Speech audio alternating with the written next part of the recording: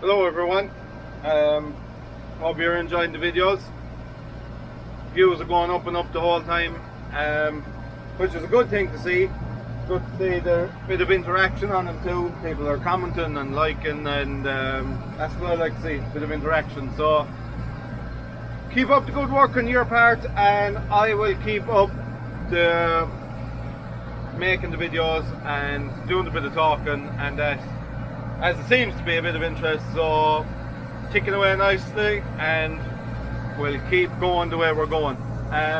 Anyway, today we're spreading slurry. Not ideal conditions really, but pressure is on to get some out because there's men with stock in now at the moment, which is strange for this time of the year, but it wouldn't be unheard of either. So obviously the tanks are filling up, and there is no sign of a let up in the weather at the time being. So need to get something out, some few loads out, just take the pressure off. Don't want tanks overfilling, and that's what we're at today. We're spreading out in stubbles. You'll recognise this field as well, because this field was in a previous video. It was in one of the whole crop videos.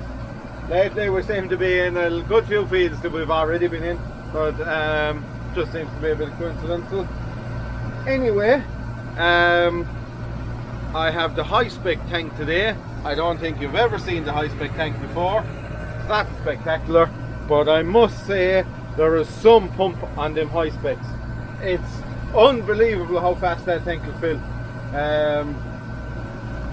Like if I was going out buying a brand new tank in the morning, it's probably the one thing that would swing my preference towards the high spec would be the Jower up pump. I know most other makes they use the Battioni or Battioni pumps, but that pump there seems serious.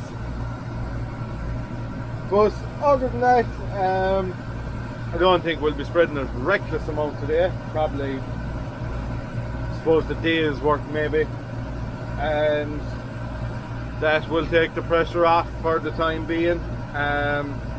We don't have a massive distance to go either.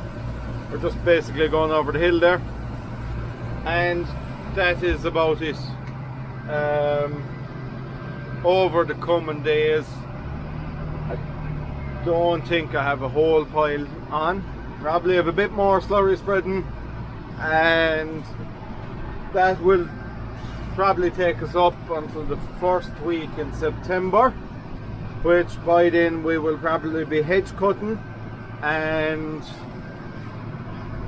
with the hedge cutting,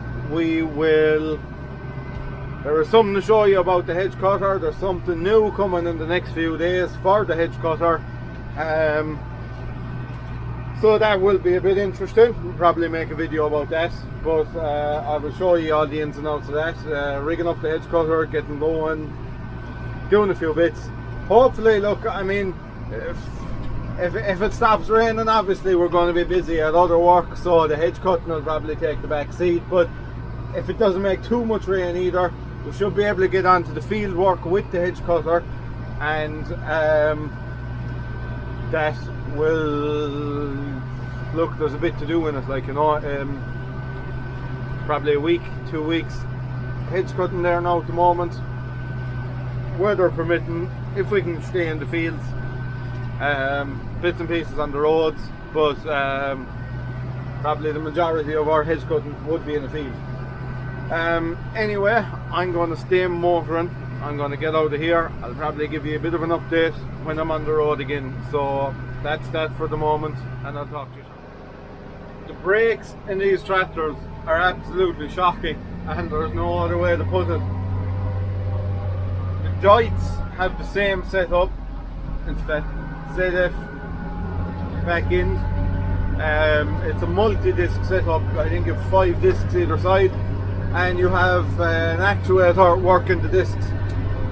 An actuator working brake discs was around 70 years ago, and there's probably a reason they stopped using actuators for brake discs. and it's because they're shite, really, and there's no other way to put that. But in fairness, like, I'm not pressing the brake there, no, I'm not pressing anything, and she is holding herself back a bit, so that is one of the advantages to the transmission. As you can see, I'm pressing nothing here now, and she's going to stop, which is ideal. But I wouldn't like, we'll say a tractor with gears, I wouldn't like to be relying on a Deutz or a CS or whatever. You definitely wouldn't want to be relying on the brakes. So you'd want a very good brakes on whatever you have on the back. But then again, I suppose it's no bad thing. If you have good brakes on your implements, it's not hard on your tractor, and you're guaranteed to stop every time you need to stop. Likes of a John Deere or a New Holland or them, you have savage brakes, so you'd get away without having very good trailer brakes, and in turn you roast the brakes out of your tractor. So I suppose it's not all bad, but you can have some fairly hairy moments with them, especially when you're new to it, and when you're doing 50k. Like if you were going down a narrow road at speed and you needed to stop in a hurry, probably always not the best thing to stop. There's a lot of, well, not a lot, a few comments asking where are we, and we're in Tralee, County Kerry. That's where we are. As you can see here, there's an old railway line. Our railway line is being turned into a greenway at the moment.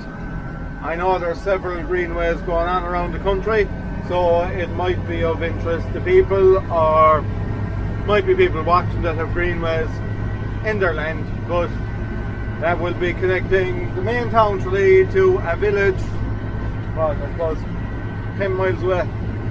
Mightn't even be 10 miles away, just guessing. And it will be nice when it's done.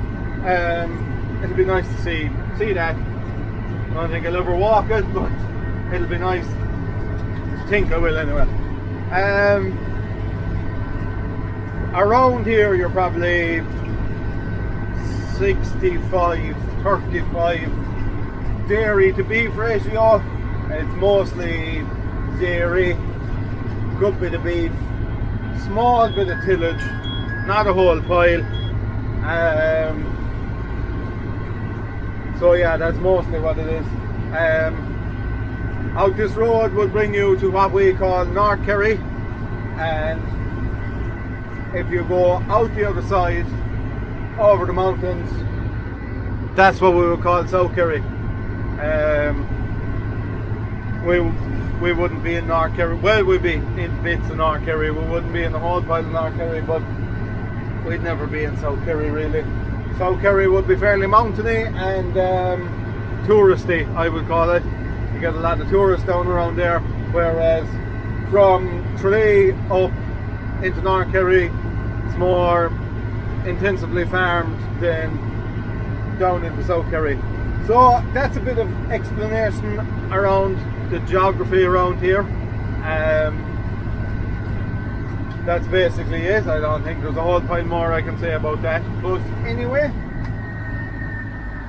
I will probably update you again when I'm getting finished up.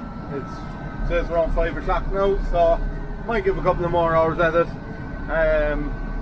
Every load is a bonus, so I'll talk to the farmer and see how much he's happy with to be out of the tanks for the time being. So that's me for the moment, and I'll be talking to you later on.